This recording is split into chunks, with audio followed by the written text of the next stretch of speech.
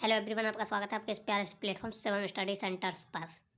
तो आज हम देखते हैं कि क्लास 12th केमिस्ट्री की जिसका एग्ज़ाम 7 मार्च को है, उसमें 2024 में हर साल बोर्ड में पूछे जाने वाले प्रश्न जो कि मोस्ट इम्पॉर्टेंट प्रश्न हैं, जो कि हर वर्ष किस सेट में पूछे ही जाते हैं। तो सभी महत्वपूर्ण विस्तृत उत्तरीय प्रश्न, तो वीडियो को बिना स्किप किए हुए एंड तक देखें। ये देखते हैं, जो हमारा नंबर 1 क्वेश्चन है वो है एथेनॉल बनाने की औद्योगिक विधि का वर्णन कीजिए तथा रासायनिक समीकरण भी लिखिए। ऑर्गेनिक केमिस्ट्री में आप थ्योरी कितना भी लिख लीजिए, यदि आप तब तक उसकी रिएक्शन नहीं लिखते हैं आपको मार्क्स नहीं मिलते हैं।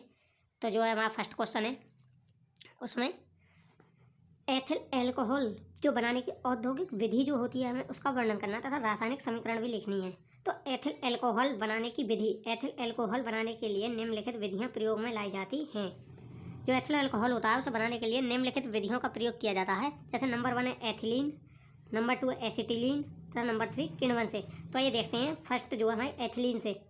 एथिलीन पर सांद्र H2SO4 की क्रिया से एथिल हाइड्रोजन सल्फेट तथा एथिल सल्फेट बनता है, जो जल अपघटन करने पर एथिल एल्कोहल देते हैं। तो ये देख लेते हैं इसे। जो हमारा एथिलीन जो होता है वो होता है CH2 डबल बॉन्ड CH2 की रिएक्शन H2SO4 से हम सांद्र H2SO4 से 80 डिग्री सेल्सियस की उच्च दाब पर कराते हैं। तो होता है CH3 CH2 HSO4, जिसे बोलते हैं हम ethyl hydrogen sulphate. CH2 ethylene, ये हो गया हमारा एथिलीन। तो ये है हमारा H2SO4 सांद्र सल्फ्यूरिक अम्ल। CH2 तो यहाँ से CH2 एक H आएगा, CH3 CH2 HSO4 से बोलते हैं हम एथिल हाइड्रोजन सल्फेट। अभी देखते हैं इसे। तो हमारा जो ethyl CH3 CH2 HSO4 ethyl हाइड्रोसल्फेट जो बना है उसकी रिएक्शन हम दोबारा एथिलीन से कराएंगे, CH2 डबल बॉन्ड CH2। तब हमारा CH3 CH2 का ट्वाइस SO4, जिसे हम एथिल सल्फेट बोलते हैं, वो प्राप्त होगा हमें। और तब हम एथिल सल्फेट की रिएक्शन जो है CH3 CH2 SO4 जल के साथ कराएंगे, H2O के साथ कराएंगे। तो तब हमें CH3 CH2 OH plus H2SO4 प्राप्त होगा, जिसे हम एथिल एल्कोहल बोलते हैं। CH3 CH2SO4 प्लस H2O, तो CH3 CH2OH आ जाएगा एथिल एल्कोहल प्लस H2SO4 के साथ रिएक्शन करेगा, तो तभी हमारा सल्फ्यूरिक अम्ल बनेगा। तो ये थी हमारी जो एथिल एल्कोहल बनाने की विधि है, उसका फर्स्ट जो रिएक्शन एथिलीन से बनती है वो विधि नंबर 1 थी। तो नंबर 2 जो होती है हमारी वो होती है एसिटिलीन से। एसिटिलीन पर HgSO4 या H2SO4 की उपस्थिति में 60 डिग्री सेल्सियस पर जल की अभिक्रिया कराने पर एसिटेल्डिहाइड बनता है, जिसके अपचयन से एथिल एल्कोहल बनता है। तो आइए देखते हैं कि जो एसिटिलीन होता है वो होता है हमारा CH प्लस H2O की रिएक्शन 60 डिग्री सेल्सियस पर HgSO4 या H2SO4 की उपस्थिति में कराते हैं। तो तब हमारा CH3 और CHO ये होता है हमारा एसिटेल्डिहाइड बनता है। तब हम अपने एसिटेल्डिहाइड की रिएक्शन 120 डिग्री से 140 डिग्री टेम्परेचर पर करते हैं तो इसका अपचयन होता है, जिसे हम CH3CH2OH होता है। इसका अपचयन कराने पर जैसा कि रिएक्शन में दिया गया है, एसिटिलीन पर HgSO4 H2SO4 की उपस्थिति में 60 डिग्री सेल्सियस पर जल की अभिक्रिया कराने पर एसिटाल्डिहाइड बनता है। तो हम अपने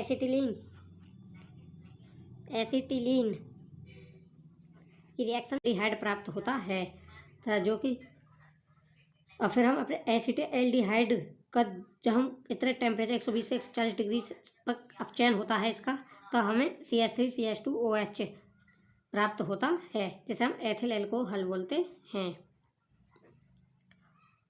एल्कोहल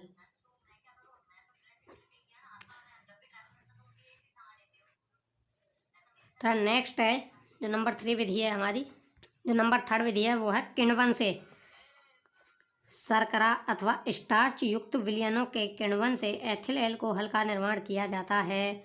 कि जो शर्करा एवं अथवा या स्टार्च युक्त विलयन जो होते हैं, जब हम उनका किण्वन कराते हैं तो उनसे हम एथिल एल्कोहल का निर्माण किया जाता है।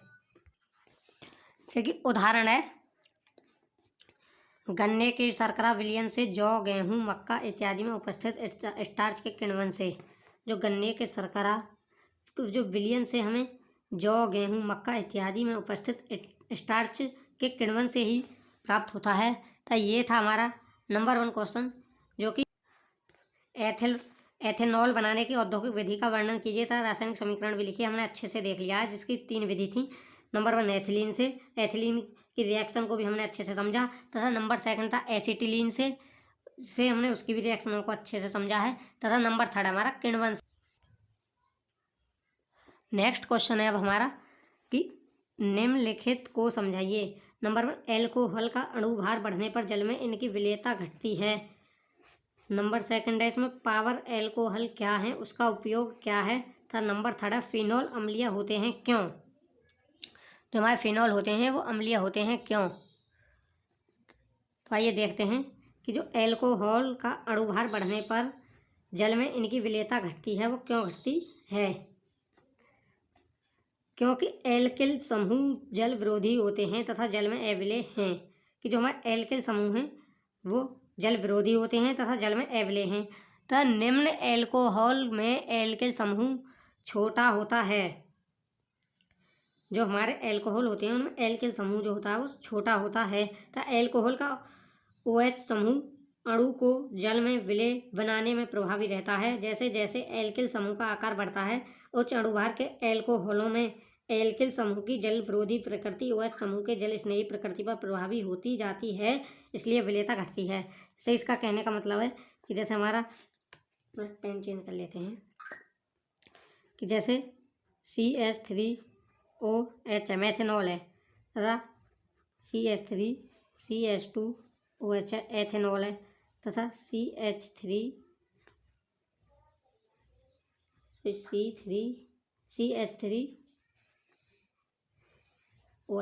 ये होगा हमारा C3C2H5 C3H7OH प्रोपेनॉल है, क्योंकि 3 कार्बन है इसमें, तथा ऐसे ही C4H9OH ब्यूटेनॉल है।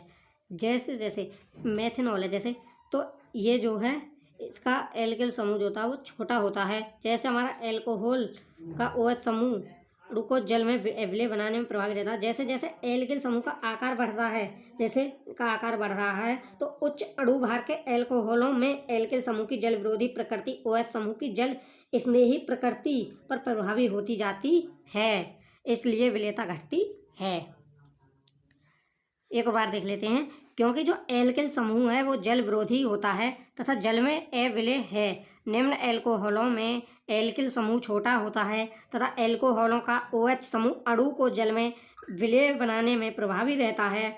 जैसे जैसे एल्किल समूह का आकार बढ़ता है, उच्च अणुभार के एल्कोहलों में एल्किल समूह की जल विरोधी प्रकृति OH समूह की जल स्नेही प्रकृति पर प्रभावी होती जाती है, इसलिए विलेयता घटती है। नंबर 2 पावर एल्कोहल क्या है। नंबर 2 हमारा पावर एल्कोहल क्या है, तो देखते हैं। परिशोधित स्पिरिट बेंजीन की उपस्थिति में पेट्रोल में मिश्रित हो जाती है। जो कि परिशोधित स्पिरिट बेंजीन की उपस्थिति में पेट्रोल में मिश्रित हो जाती है। पेट्रोल प्लस औद्योगिक एल्कोहलों और बेंजीन का मिश्रण मोटर ईंधन के रूप में प्रयुक्त किया जाता है। यह मिश्रण पावर एल्कोहल कहलाता है। जो हमारा परिशोधित स्पिरिट बेंजीन की उपस्थिति में, इसमें रिएक्शन होती है परिशोधित स्पिरिट और बेंजीन की उपस्थिति में पेट्रोल में मिश्रित हो जाती है। पेट्रोल प्लस औद्योगिक एल्कोहलों और बेंजीन का मिश्रण मोटर ईंधन के रूप में प्रयुक्त किया जाता है। यह मिश्रण पावर एल्कोहल कहलाता है। ये था हमारा पावर एल्कोहल क्या है और इसका उपयोग लिखिए। नंबर 3 है फिनॉल। फिनॉल अम्लीय क्यों होते हैं? फिनॉल को जल में घोलने पर यह H+ आयन तथा फिनॉक्साइड आयन देता है। जब हम फिनॉल को जल में घोलते हैं तो हमें H+ आयन तथा फिनॉक्साइड आयन देता है, जो अनुनाद के कारण स्थायी होता है। इसलिए फिनॉल अम्लीय गुण प्रदर्शित करता है। यह कारण है कि फिनॉल अम्लीय क्यों होते हैं। तो जो हमारा फिनॉल होता है वो होता है हमारा C6H5OH से हम ये होता है OH। तो इसकी रिएक्शन देख लेते हैं हम कि जो फिनॉल होता है OH जल में घुलने पर H2O, जब ये जल में घुलते हैं तो ये हमें H+ आयन या फिनॉक्साइड O- प्लस।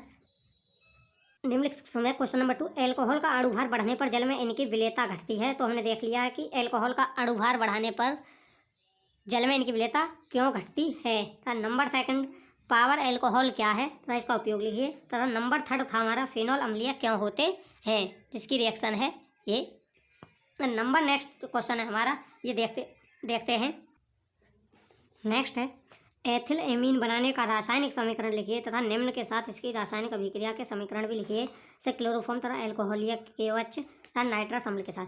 तो पहले हम एथिल एमीन को बनाने की विधि देखते हैं, जो कि प्रयोगशाला में बनाया जाता है। तो प्रोपेनोमाइड पर ब्रोमीन तथा कॉस्टिक पोटास विलयन आधिक्य में की क्रिया कराने से एथिल एमीन बनता है। जो कि प्रोपेनोमाइड पर ब्रोमीन तथा कॉस्टिक पोटास विलयन की क्रिया कराने से एथिल एमीन बनता है। तो प्रोपेनोमाइड जो होता है वो होता है हमारा C2H5CONH2 रिएक्शन ब्रोमीन तथा कास्टिक सोडा KOH से कराने पर हमें प्राप्त होता है कि C2H5NH2 plus K2CO3 plus Br plus H2O। देखते हैं से ये तो हमारा प्रोपेनोमाइड,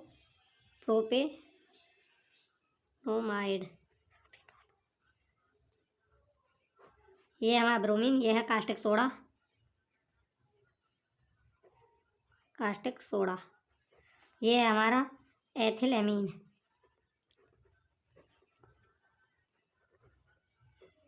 इसे संतुलित कर लेते हैं हम। C2H5CONH2 प्लस ब्रोमीन तथा कास्टिक सोडा के C2H5NH2 K2CO3। तो K यहाँ पर 2 है तो यहाँ पर 1 है तथा KBr 3। तो ये हो जाएगा हमारा, तो हो जाएगा 4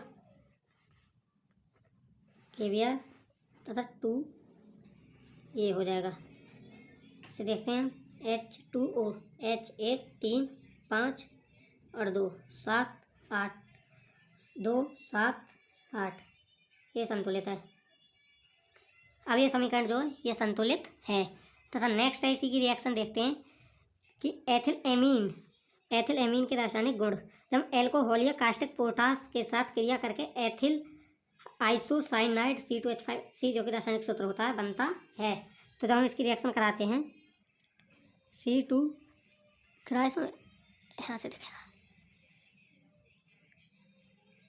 C2H5NH2 प्लस CHCl3 जिसे हम क्लोरो प्लस 3KOH से रिएक्शन कराते हैं तो बनता है हमारा C2H5C plus 3KCl plus H2O। इसे संतुलित करते हैं समीकरण को। 3K Cl 3 हो गए H हाइड्रोजन यहाँ पर 3 है, यहाँ पर 1 है, तो ये हो जाएगा 3,2O। तो यह समीकरण संतुलित है। आइए नेक्स्ट है हमारा, जिसे हम इसे बोलते हैं एथिल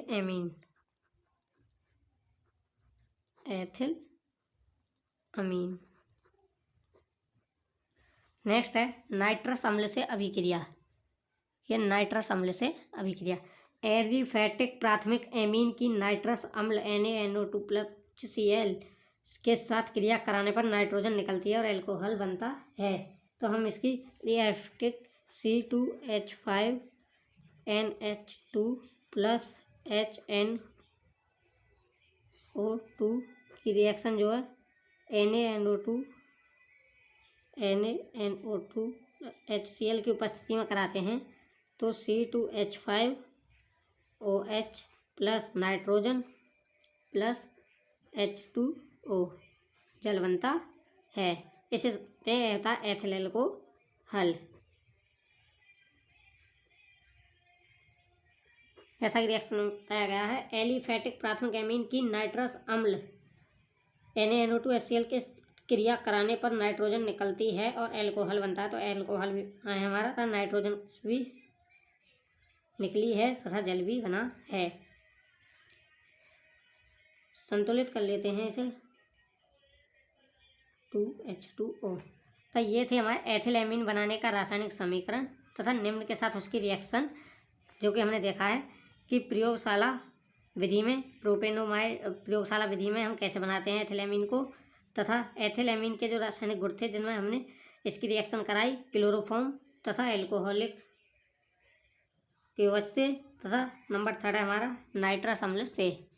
देख लीजिए ये प्रयोगशाला विधि है, यह एथिल एमीन की रिएक्शन है, ये नाइट्रस अम्ल से अभिक्रिया है।